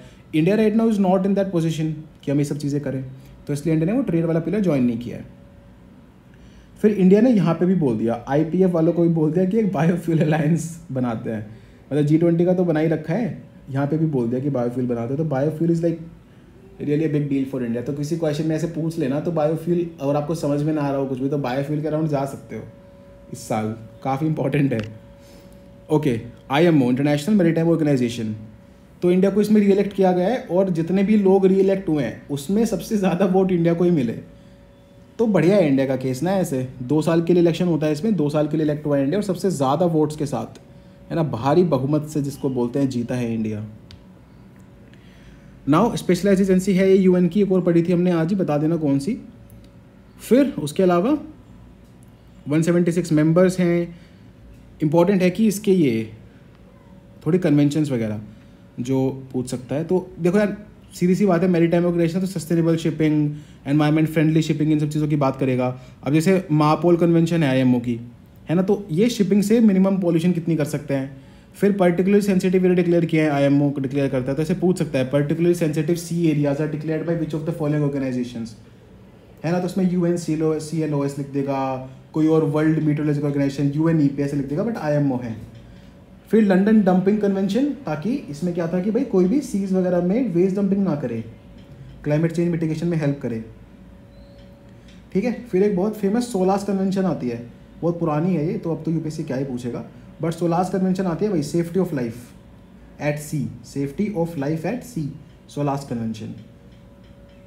फिर उसी लाइन में एक और चीज़ आती है जिबूती या फिर जिबूती कोड ऑफ कंडक्ट। तो जिबूती वही जो आपका चाइना का मिलिट्री बेस है जहाँ पे। तो अब क्या चक्कर है, वो बिल्कुल आपके हॉर्न ऑफ अफ्रीका वाला एरिया है, वहाँ पे बहुत पायरेसी होती है। तो अगर जिबूती कोड ऑफ कंडक्ट आ रहा है तो वो पायरेसी को प्रिवेंट करने के लिए आ रहा होगा, सिंपल है। फिर उसका एक जद्दा अमेंडमेंट हुआ था, जद्दा अमेंडमेंट हुआ था जिबूती कोड, और वहाँ पे ऑर्गेनाइज क्राइम को भी उसमें इंक्लूड कर लिया गया। इतनी सी बात है। आईएमओ की जो काउंसिल मेंबर्स हैं उनको 3 कैटेगरी में बांटते हैं हम, category A, category B, category C. Category A उन कंट्रीज़ की है जो इंटरनेशनल शिपिंग सर्विसेज देना चाहती हैं, इंटरनेशनल शिपिंग सर्विसेज देना चाहती हैं। कैटेगरी बी उन स्टेट्स की है जो इंटरनेशनल सी बोर्न ट्रेड में इन्वॉल्व है। एक है शिपिंग सर्विस देना, एक है इंटरनेशनल ट्रेड में इन्वॉल्व होना। तो इंडिया इसी कैटेगरी में आपका री इलेक्ट हुआ है, ठीक है। देखो लिखा है ना, India was elected to IMO council, तो उसी आईएमओ काउंसिल की बात कर रहे हैं हम। आईएमओ काउंसिल को 3 कैटेगरीज में बांटते हैं, category A B C. India B category में, इंटरनेशनल सी बोर्न ट्रेड वाली कैटेगरी में आया है। बाकी कैटेगरी सी है स्पेशल इंटरेस्ट, जो उनका मैरीटाइम ट्रांसपोर्ट में, नेविगेशन में, जोग्राफिक एरियाज, ताकि हर जोग्राफिक एरिया से कोई ना कोई रिप्रेजेंटेशन आ सके, तो इसके लिए हम ये वाली चीज़ करते हैं। कूल, चलो ये समझ में आ गया। 40 मेंबर स्टेट्स हैं, 2 साल के लिए होता है, तो 2 साल तो इंडिया वो हमने देख ही लिया। नाउ G7, तो G7 का 49th समिट हुआ है। तो इस साल तो पता नहीं, बट नेक्स्ट ईयर तो बहुत ही हाई चांसेस, इस साल भी आ सकता है, बट नेक्स्ट ईयर के तो बहुत हाई चांसेस हैं इसके आने के, मेंस में भी चांसेस बन जाएंगे। हिरोशिमा में, जापान में 49th समिट हुआ है और इंडिया को इन्वाइट भेजा गया था। तो बहुत बढ़िया बात है ये कि जहाँ पे हम नहीं भी है वहाँ पे भी हमें इन्वाइट मिल रहा है चीज़ों का। फिर द G7 ओरिजिनली G8 था, ये 1973 में बना, फिर 75 में सेटअप हुआ। इंडस्ट्रियलाइज नेशंस, उस टाइम पे जितने भी इंडस्ट्रियलाइज नेशंस थे वो साथ में आके, बड़े बड़े नेशंस जो डेवलप्ड नेशंस काइंड ऑफ थे, वो साथ में आके उन्होंने किया। कौन कौन से मेंबर हैं, तो स्टार्टिंग से चलते हैं यहाँ यूएस वाली साइड से। यूएस और यूएस का भाई कनाडा बराबर में। फिर इधर आओ, यूएस से थोड़ा सा यूरोप में आ जाओ, तो यूरोप में 4 बड़े नेशंस के नाम लेने बोलूँगा तो इन्हीं चारों के लोग हैं, यूके, फ्रांस, जर्मनी, इटली, ये चारों। फिर इधर आ जाओ एशिया में, तो जापान मिल जाएगा। डन, यही कंट्रीज़ हैं इसमें। एक टाइम पे रशिया भी हुआ करता था, बट अब जब वो क्रीमियन एनेक्सेशन हुआ उसके बाद से रशिया को भगा दिया यहाँ से, तुम्हारे साथ नहीं खेलेंगे हम, तुम चीटिंग करता है। खैर, EU इसका मेंबर नहीं है, ये याद रखना, बट इसकी समिट वमिट में आता रहता है। तो इसका कोई ऐसे है ना, मतलब G7 बहुत स्पेसिफिक है ना, तो हम EU को ऐसे मेंबर नहीं बनाएंगे। लेकिन G20 में हमने अफ्रीकन यूनियन को बनाया है, वो याद रखना। अच्छा, G7 ने ना बहुत सारी चीज़ें करी हैं, जैसे एक टाइम पे मलेरिया और एड्स को ख़त्म करने के लिए फंड दिया। एक चीज़ इस पर मैं फोकस चाहता हूँ, वो है ग्लोबल अपोलो प्रोग्राम।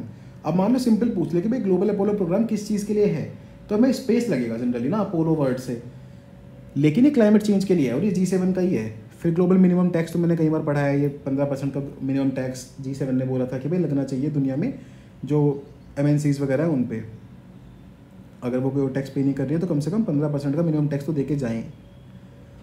ठीक है जी। फिर there is a partnership for resilient and inclusive supply chain enhancement, partnership for RISE. Okay, supply chain याद रखो, सप्लाई चेन के लिए ये वर्ल्ड बैंक और G7 ने मिलकर किया है। तो मतलब समझ लेना, जब G7 आ रहा तो इंडिया का बहुत ज़्यादा लेना देना नहीं है, मतलब हाँ ठीक है, हमें इन्वाइट किया गया था, हम जाके बैठे थे, बट ज़्यादा लेना देना नहीं है हमारा। फिर अगला आता है आपका गल्फ कोऑपरेशन काउंसिल, उसके कौन कौन से मेंबर्स हैं, 6 मेंबर हैं। तो यही 6 हैं जो बिल्कुल ये पर्शियन गल्फ वाले मेंबर्स हैं। कौन कौन से, सऊदी अरेबिया, फिर सऊदी अरेबिया के आसपास जितना भी छुटमुट पड़ा है, Kuwait, Bahrain, Qatar, Oman, UAE, है ना, तो ये टोटल 6 हैं। एक बस याद रखना इसमें, ये देखो यमन नहीं है ना, ये रहा यमन, यहाँ पे नहीं है ना ये, तो Yemen is not a part of the GCC, बाकी 6 हैं।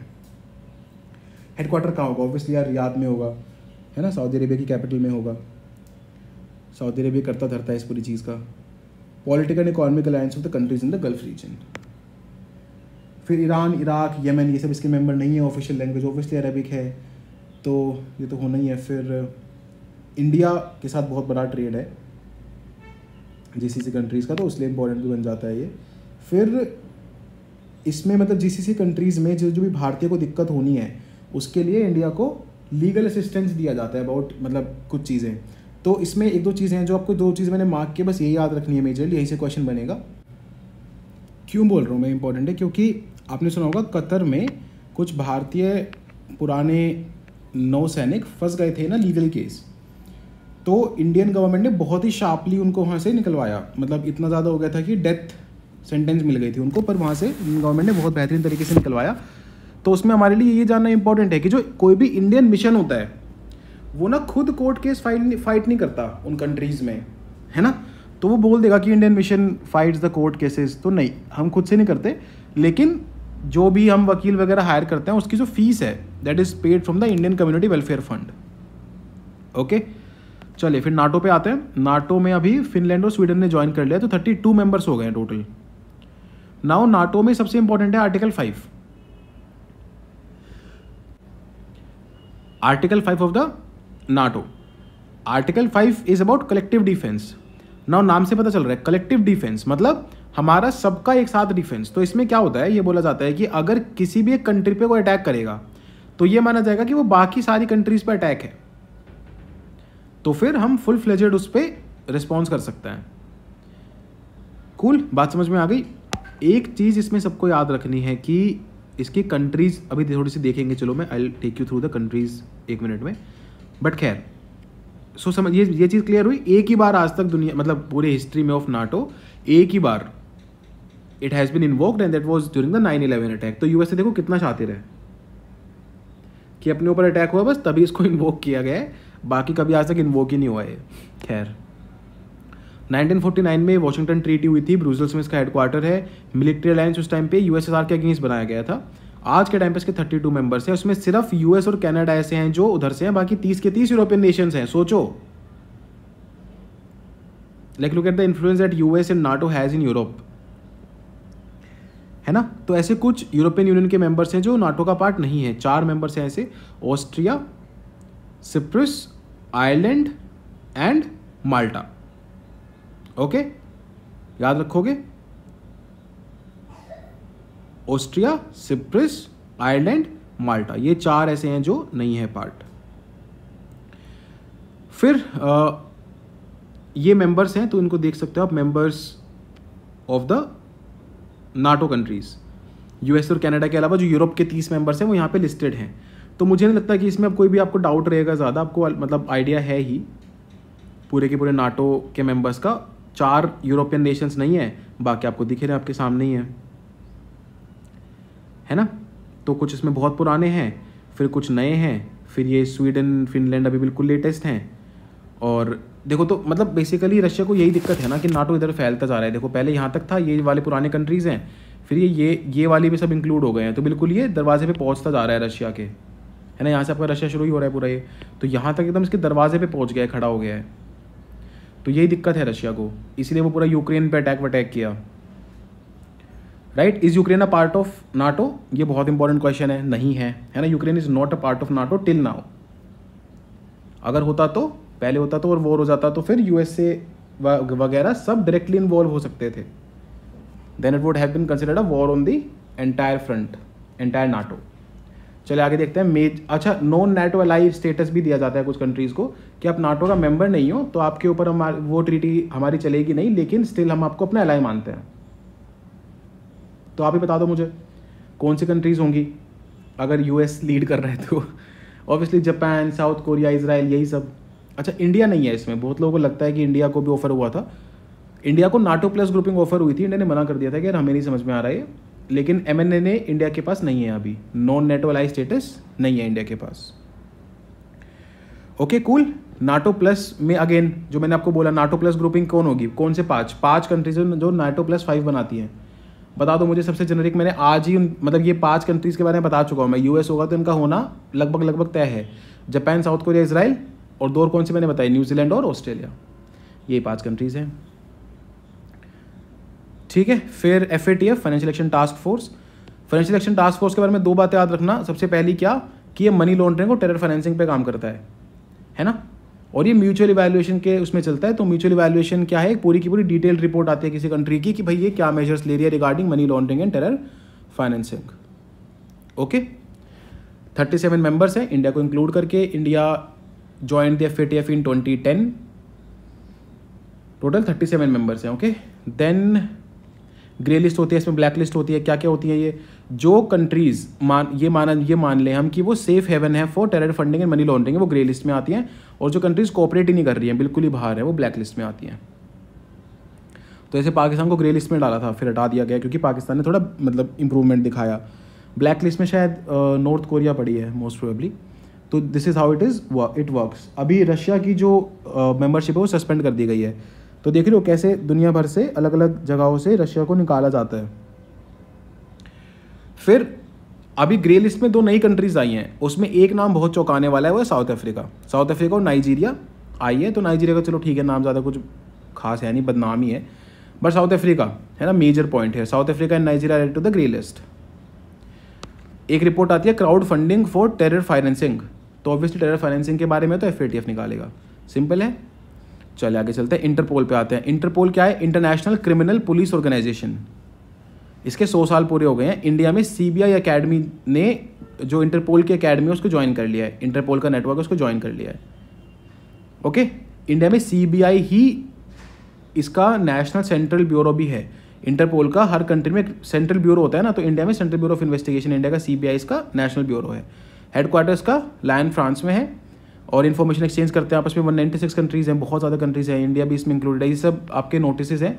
मुझे लगता नहीं कि ये मतलब ऐसे पूछ लेगा तो मतलब वही है, फिर कुछ कर नहीं सकते, लेकिन आई don't think it should be asked. But 100 साल हुए हैं तो मतलब यू नेवर नो।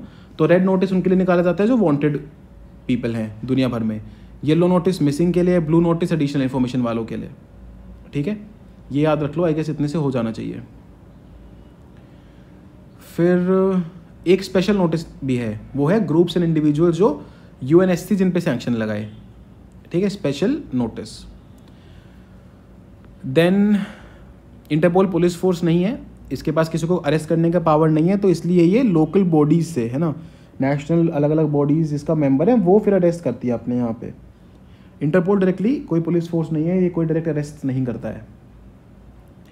कौन कौन से इनिशिएटिव्स हैं इसके? Major international radio network, ICORE programme, 7 global policing goals, ये कुछ हैं।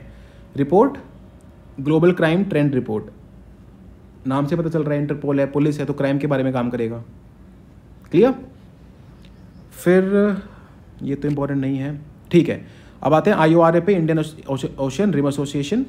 तो ये सब कंट्रीज़ हैं इसकी। तो एक याद रखना बस पाकिस्तान, और एक याद रखना आप इसमें म्यांमार। ये 2 इसकी कंट्रीज़ नहीं है, देखो, नहीं तो आपको लिटोरल स्टेट्स लगभग सारी मिल जाएगी। यहाँ से देखो, ये है, ये है, ये है, ये है, ये भी है, यहाँ इधर आओगे ये है, ऊपर जाओगे यहाँ तक है ना। पाकिस्तान नहीं है, एक ये, फिर ये सब है, ये सब है, ये सब है। म्यांमार नहीं है, दूसरा ये। फिर इधर आओगे तो ये वाली कंट्रीज़ भी हैं, ये वाली कंट्रीज़ भी हैं, ये वाली भी हैं, ये वाली भी हैं, इधर सब है, इधर सब है। तो ये 2 याद रखनी है आपको मेजरली। कौन कौन सी? एक पाकिस्तान, एक Myanmar. These 2 countries are not part of the IORA। 23 members है टोटल, ये दोनों नहीं हैं। ठीक, फिर अभी currently Sri Lanka I guess is the chairship of IORA। हाँ, श्रीलंका ये रहा। इससे पहले बांग्लादेश था और इसके बाद इंडिया के पास आएगा। तो बहुत जल्द नेक्स्ट ईयर इंडिया के पास IORA की चेयरशिप आ जाएगी। बढ़िया काम करेगा इंडिया इसमें, नेवी बहुत बढ़िया काम कर रही है अपनी। खैर, फिर अगला चलते हैं FIPIC के पास। तो forum for India Pacific island cooperation. तो इंडिया पैसिफिक में जो आइलैंड है, जब वो आपस में सब साथ में काम करें, 14 आइलैंड कंट्रीज मिलके, ये कौन से ग्रुपिंग्स का पार्ट है? Polynesia, Micronesia, Melanesia. ठीक है, तो ये सब जो अब आपस में मिलकर काम करें, तो इनका एक समिट हुआ था अभी पोर्ट मॉर्सबी में। पोर्ट मॉर्सबी कहाँ है? It is the capital of PNG, Papua New Guinea. उसकी कैपिटल है ये आपका, ये रहा ना, पापुआ न्यू गिनी। इसकी कैपिटल है पोर्ट मॉर्सबी। तो वहाँ पे इनका समिट हुआ था और वहाँ पे इंडिया ने भी अपना कुछ डेवलपमेंट प्लान बताया कि हमारा FIPIC कंट्रीज़ के लिए क्या डेवलपमेंट प्लान है। 2014 में FIPIC फोरम बनी थी, 14 आइलैंड कंट्रीज इसमें है ये वाली। ओके, तो इंडिया का बोल लो या फिर ISA का बोल लो, सोलर अलायंस का स्टार्क इनिशिएटिव या फिर star C initiative, solar technology application resource centre, ये हम चाहते हैं इन आइलैंड कंट्रीज़ को प्रोवाइड कराना। ओके, तो ये प्रोजेक्ट मतलब वही technology, knowledge, expertise, solar energy के बारे में सब कुछ देता है, कंप्लीट प्रोवाइड कराता है। तो ये हम चाहते हैं कि इन कंट्रीज़ को भी मिले। तो we are trying to expand the reach of ISA to these countries. ठीक है, फिर ईस्टर्न इकोनॉमिक फोरम है। इंडिया ने इसकी मतलब 8th मीटिंग हुई थी अभी व्लादिवोस्तोक में, रशिया का सिटी है, तो वहाँ पे इंडिया ने पार्टिसिपेट किया। राइट, अब सबको पता है कि रशिया कहाँ फोकस करता है? On the far east. Russia के फार ईस्ट रीजन पे बहुत ज़्यादा फोकस है, तो वहीं उसी के बारे में इन्वेस्टमेंट एंकरेज करने के लिए ये ईस्टर्न इकोनॉमिक फोरम को बनाया गया था। इसका गठन ही इसलिए हुआ था कि रशिया के फार ईस्ट पे फोकस हो सके। इस रीजन में चाइना, साउथ कोरिया, जापान, ये सबसे बड़े इन्वेस्टर है। चाइना तो बिगेस्ट इन्वेस्टर है ही, इंडिया भी कंट्रीब्यूट करता है थोड़ा बहुत। बहुत तगड़ा रिसोर्स इस रीजन है भाई, बहुत तगड़ा। फिर partners in the blue Pacific, not important, इसकी मीटिंग हुई थी, कुछ इनफॉर्मल मैकेनिज्म है, बिल्कुल इंपॉर्टेंट नहीं है, इंडिया का पार्ट भी नहीं है। I don't think you should read this. Then there is this G77 countries, पूरा का पूरा ग्लोबल साउथ का है। ग्लोबल साउथ, इंडिया ने अपनी कमिटमेंट टुवर्ड्स ग्लोबल साउथ बताया। G77 प्लस चाइना समिट हुआ था क्यूबा में, उसमें तो group of 77, G77 plus China, क्योंकि चाइना इस ग्रुप के साथ काम करता है लेकिन अपने आप को उसका मेंबर नहीं मानता। ठीक है, साउथ साउथ कोऑपरेशन के लिए है ये। ठीक है, फिर ये 77 डेवलपिंग कंट्रीज का आपस में एक सिस्टम है। तो अगेन 134 मेंबर्स हैं हालांकि इसमें टोटल। तो ये दो चीज़ें याद रखनी है, 77 का मतलब ये नहीं कि 77 ही मेंबर्स रह गए।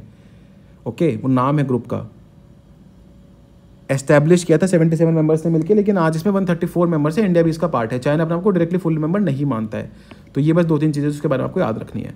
देन सिमिलरली G24 है एक, अगेन डेवलपिंग नेशंस का ग्रुप है,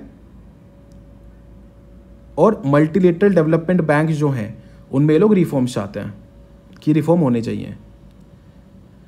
फिर G77 जो ऊपर पढ़ा हमने, उसने ही कहीं ना कहीं इसके एस्टेब्लिशमेंट में हेल्प की थी, जो G24 है।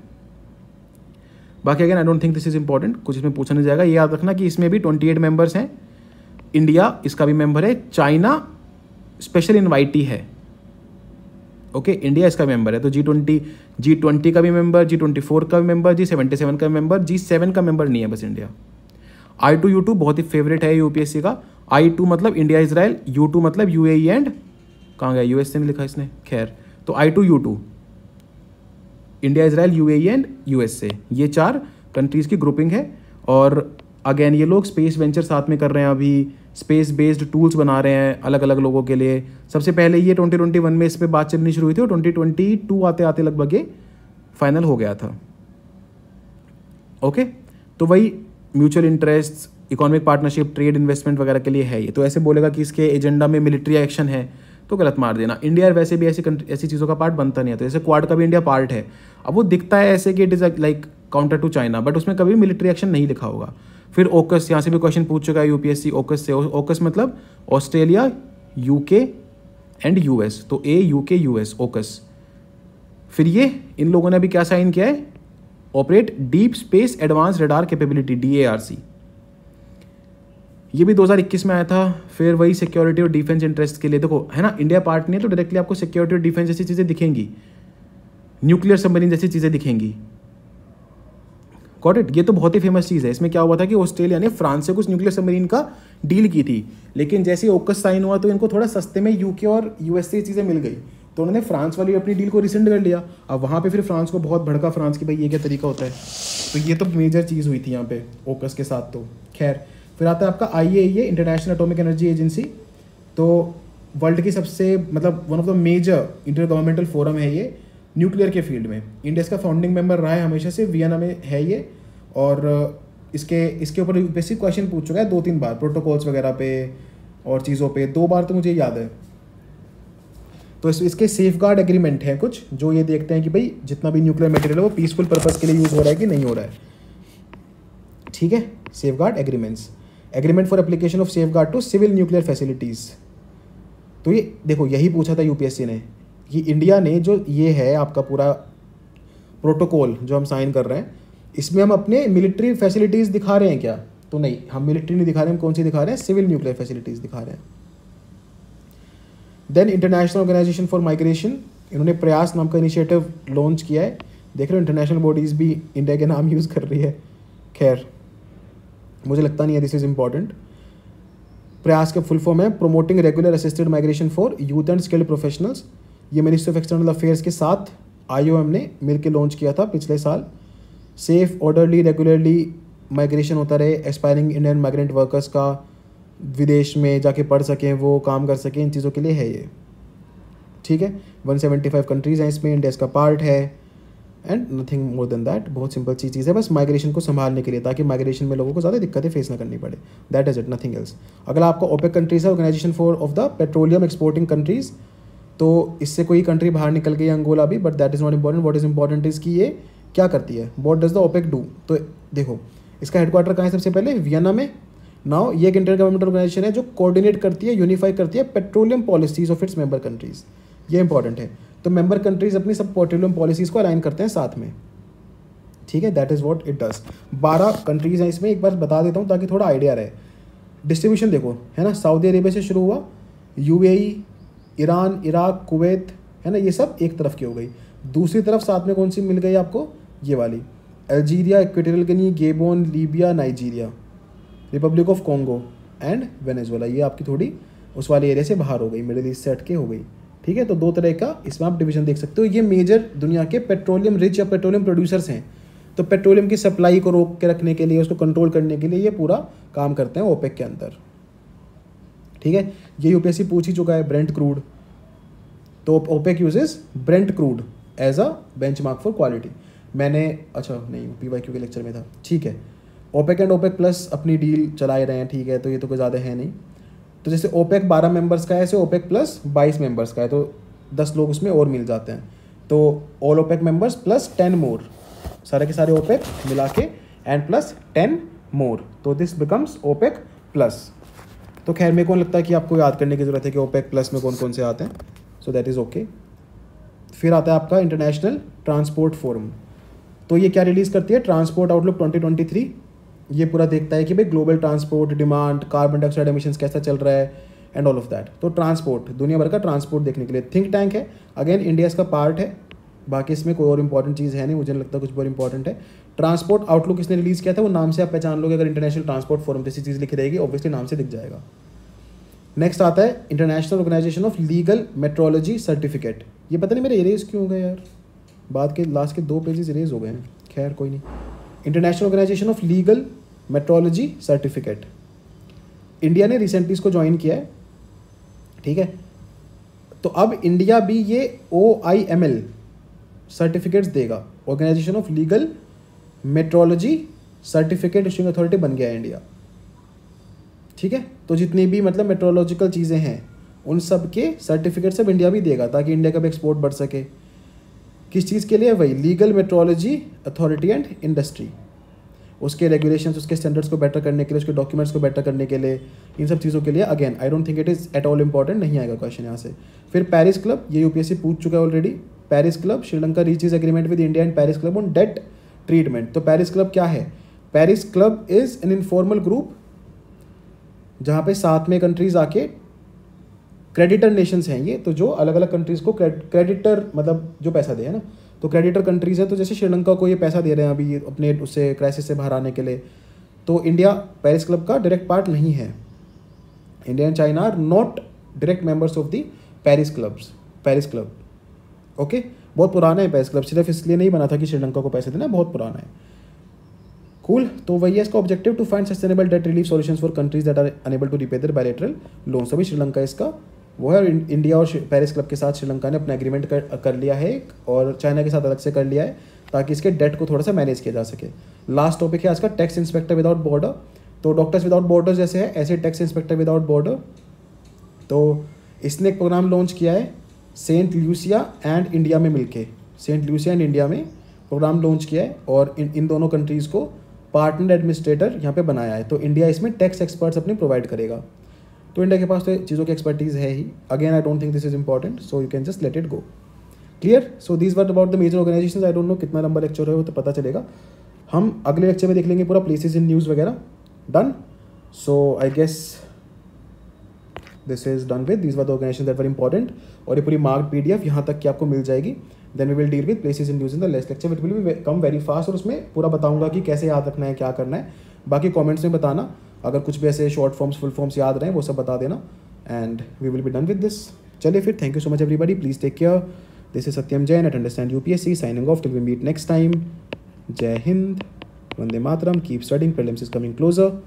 आई hope you are doing your preparations very well. बहुत जल्द आपके कुछ भी डाउट्स हैं प्रीलिम्स वगैरह को लेकर, तो उसका एक लाइव सेशन रखेंगे। चलिए, टेक केयर।